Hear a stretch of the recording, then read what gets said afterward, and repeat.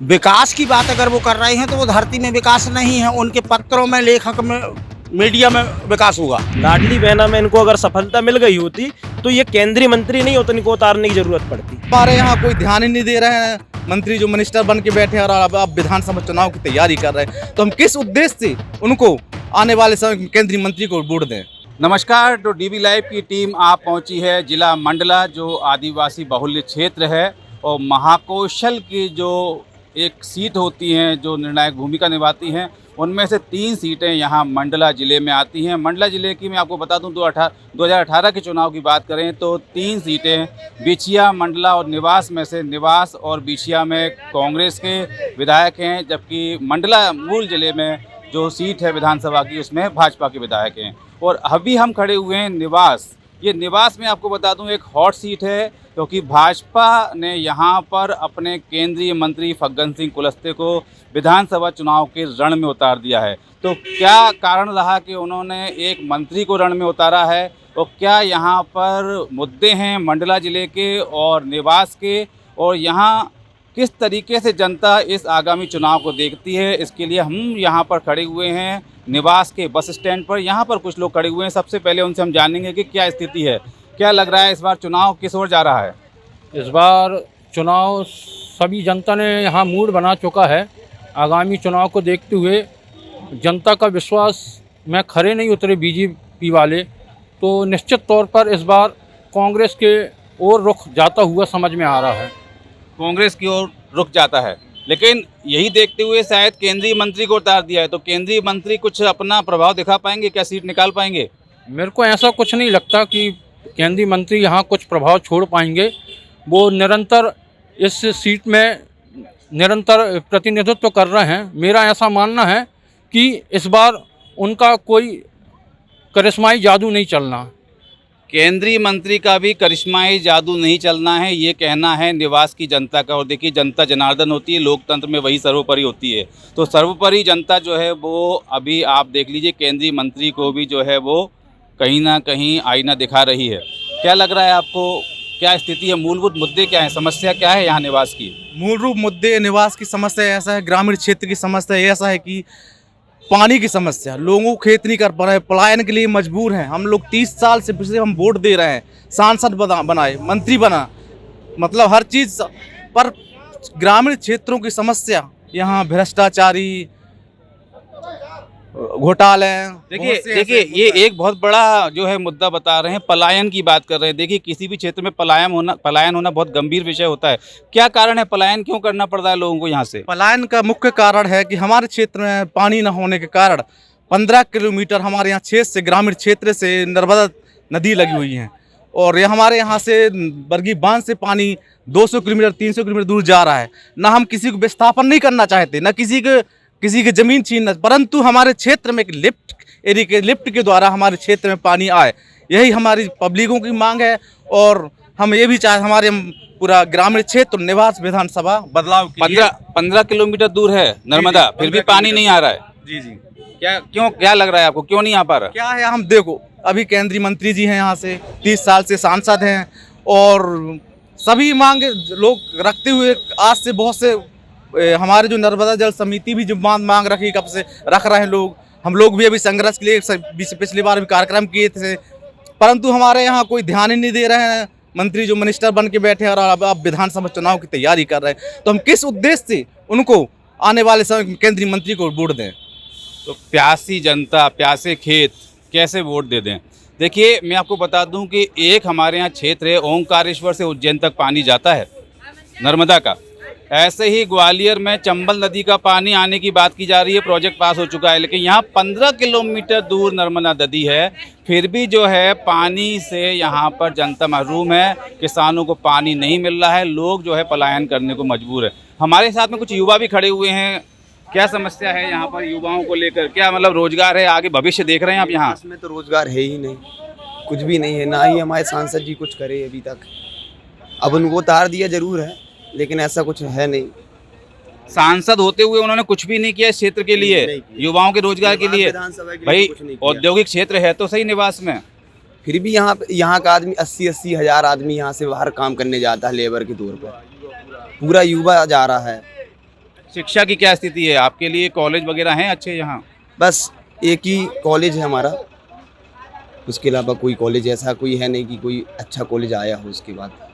तो देखिए यहाँ युवा का आरोप है कि रोजगार नहीं है। देखिए युवा कहाँ जाएं? 80-80 हज़ार की संख्या में युवा जो है दूसरी जगह पे रोजगार के लिए जा रहे हैं। हमारे साथ कुछ और भी लोग यहाँ खड़े हुए हैं। किस तरीके से देखते हैं इस चुनाव को? भाजपा कई वादे कर रही है, शिवराज सिंह कह रहे हैं गंगा बहा दिए, जमुना बहा दिए, विकास ही विकास है चारों तरफ। निवास में क्या दिखाई दे रहा है? सर यहाँ पे तो कोई विकास नहीं हुआ है। यहाँ पे सिर्फ जनता का शोषण होते आ रहा है और लगातार होते आगे भी जा रहा है। अब जनता ने मूड बना लिया है कि इस बार कांग्रेस को लाना है और निवास की जिला की मांग भी है, जिला भी बनाना है निवास को। निवास को जिला बनाना है, तो ये निवास को जिला बनाने की बात कब से चल रही होगी? मैं देख रहा हूँ कि मंडला जो मुख्यालय है उससे भी काफ़ी दूर है और जबलपुर से भी काफ़ी दूर है, तो एक तरह से कटा हुआ क्षेत्र है ये। जिला बनाने की मांग कब से चल रही है और क्यों पूरी नहीं हो रही?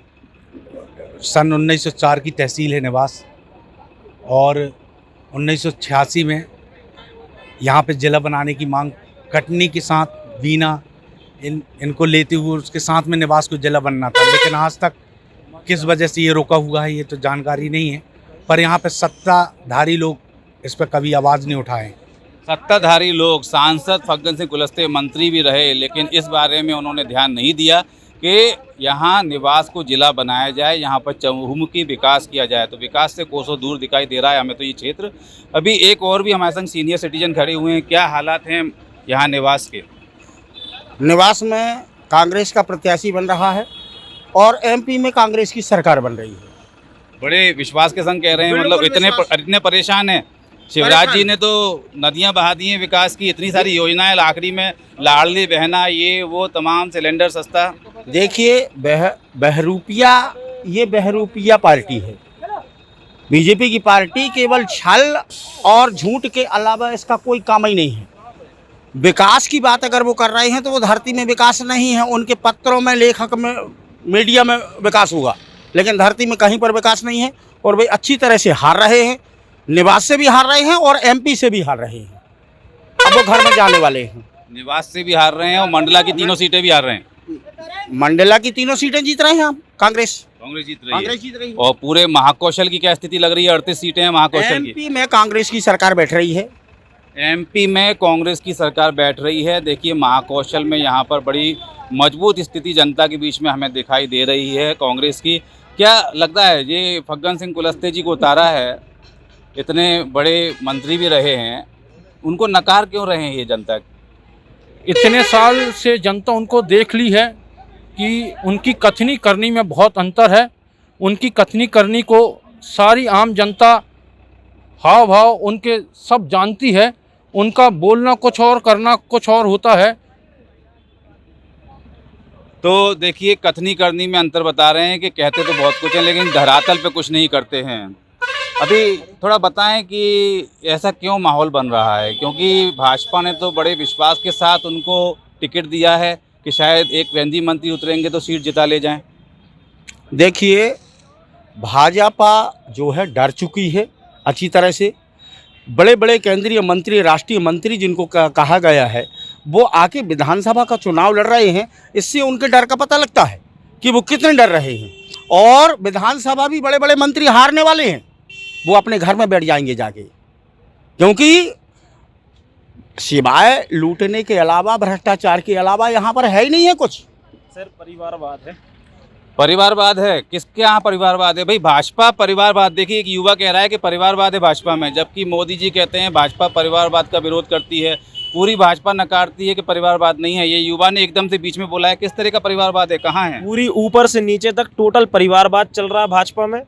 जैसे हम इनके भाजपा के राष्ट्रीय अध्यक्ष की बात कर लें, गृह मंत्री की बात कर लें, सारे परिवारवाद में लिप्त हैं। उनका अमित शाह जी के भाई बीसीसीआई अध्यक्ष बन गए। बेटा कैसे? बेटा बीसीसीआई आपके यहाँ निवास में भी है क्या? निवास में पहले विधायक कौन? उनके छोटे भाई। अब उनको प्रत्याशी बना दिया गया है। इसके बाद में फिर अगर वो चुनाव भी तो हार रहे हैं, इसके बाद उनका बेटा लड़ेगा चुनाव। ऐसे लगातार इन लोग परिवारवाद चला ही रहे हैं। और अभी आपने बात की लाडली बहना की।